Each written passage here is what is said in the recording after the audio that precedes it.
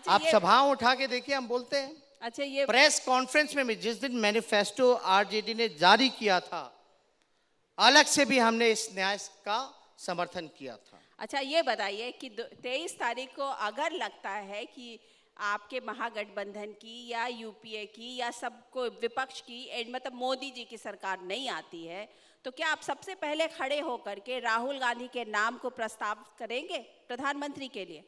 हमने तो पहले ही बोल दिया, हम तो यूपीए में, तो इसमें कौन सी दो राय है? इसमें कोई कंफ्यूजन नहीं रखना चाहिए। हम लोग तो शुरू दिन से ही कहते आ रहे हैं कि Rahul ji is capable of being a prime minister,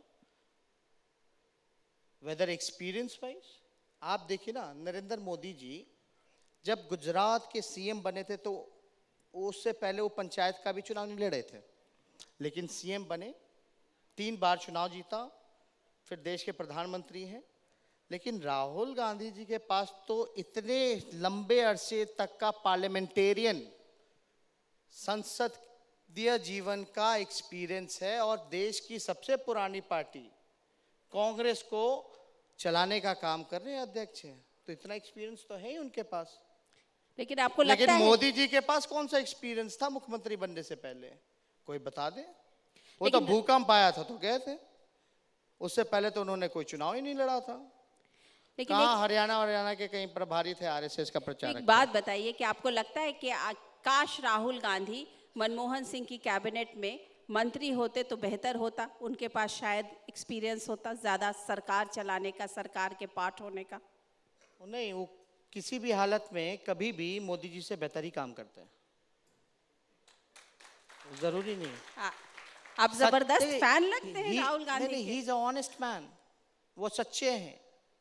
हमने मोदी जी के बारे में बोला झूठ बोलने की फैक्ट्री है, मोदी जी पे विश्वास नहीं किया जाता। बताओ, जो व्यक्ति डीएनए का गाली देता हो, जिस व्यक्ति को आज उसको अपना लिया, और उस समय हमारे चाचा कहते थे कि ये जो डीएनए का जो गाली है, ये नीतीश कुमार को नहीं बल्कि पूरे बिहार के डीएनए को गाली है।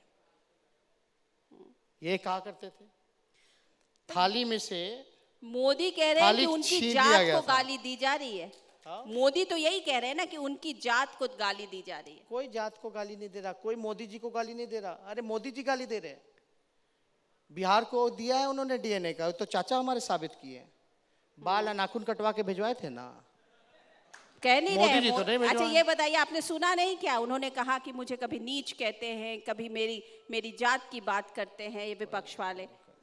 प्रधानमंत्री जी, इन चक्रों में क्यों पड़ते हो? नौजवानों को रोजगार दे दो, किसानों का आय दुगुना कर दो।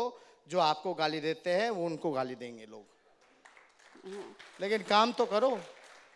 अच्छा, आपने शुरुआत में कहा कि आपके जो चाचा हैं नीतीश कुमार जी, वो 23 तारीख के बाद किधर रहेंगे ये पता नहीं, तो आप इतने विश्वास के साथ कैसे कह सकते हैं कि वो पलट मार सकते हैं?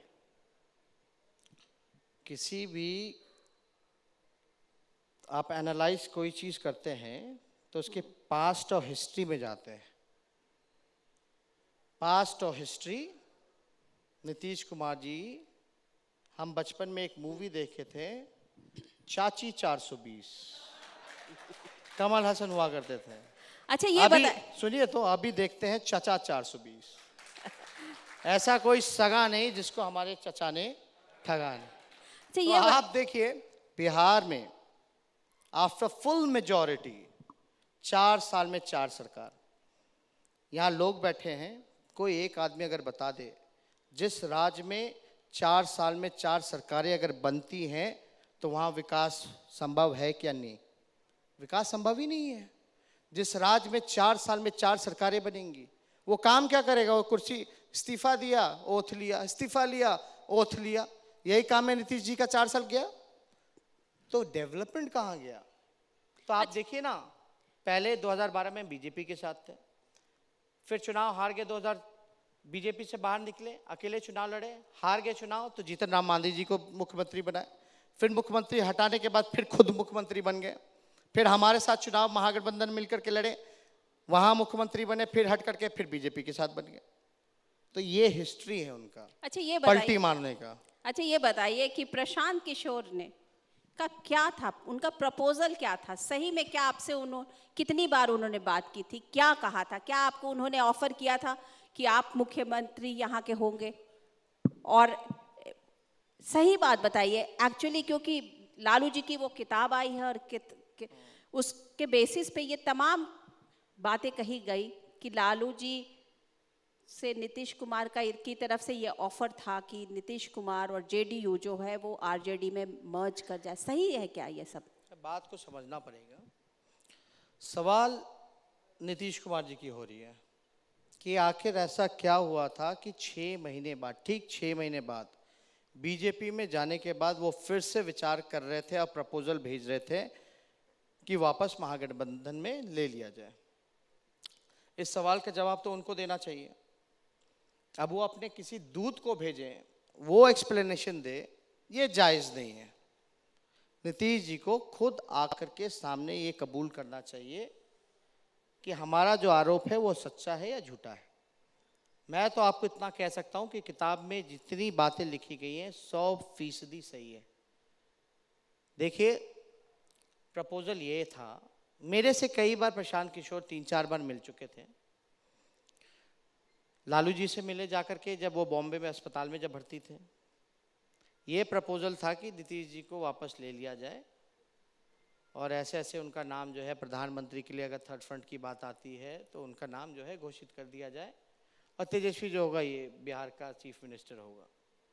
लेकिन हम लोगों ने किसी भी सूरत पर उनको अपनाया नहीं। तो क्या उन्होंने किया कि दूसरी तरफ जब यहाँ से जब दरवाज़ा बंद हो गया तो कांग्रेस में जाकर के चारा फेंकते हैं। कांग्रेस के लोगों को ये बोलते हैं कि I am ready to merge in Congress, मैं कांग्रेस में मर्ज करने को तैयार हूँ, लेकिन जब मैं इस्तीफा देने जाऊंगा उसके बाद ट्रस्ट वोट जो होता है उसमें आप आरजेडी के बिना तो बन नहीं सकते थे।